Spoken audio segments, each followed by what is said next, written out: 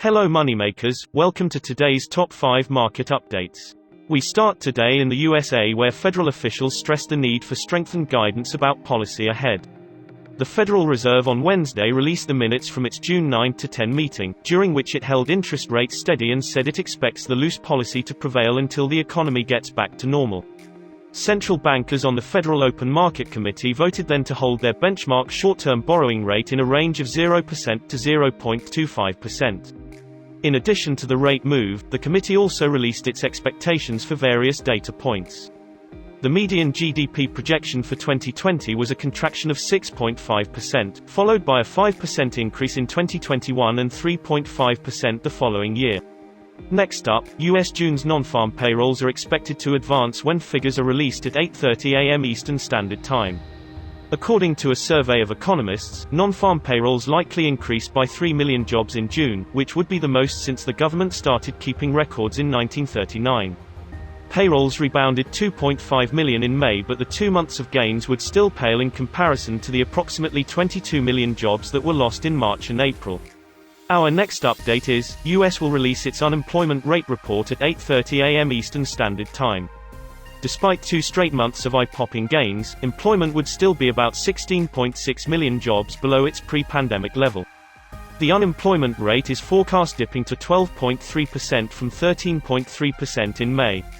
Employment is increasing largely as companies rehire workers laid off when non-essential businesses like restaurants, bars and gyms that were closed to slow the spread of COVID-19. Next up, the U.S. initial jobless claims report is scheduled to release at 8:30 a.m. Eastern Standard Time.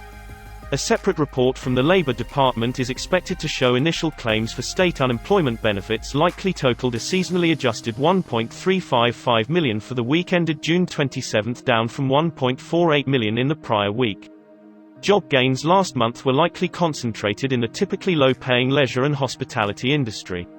Average hourly earnings are forecast declining 0.7% after dropping 1.0% in May.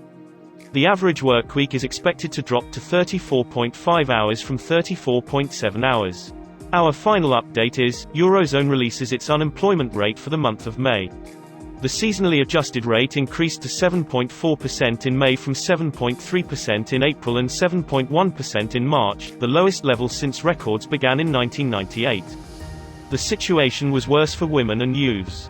Unemployment for people aged under 25 rose to 16.0% in May from 15.7% in April. For women, the jobless rate rose to 7.9% from 7.7% in April. For men, it was unchanged at 7.0%.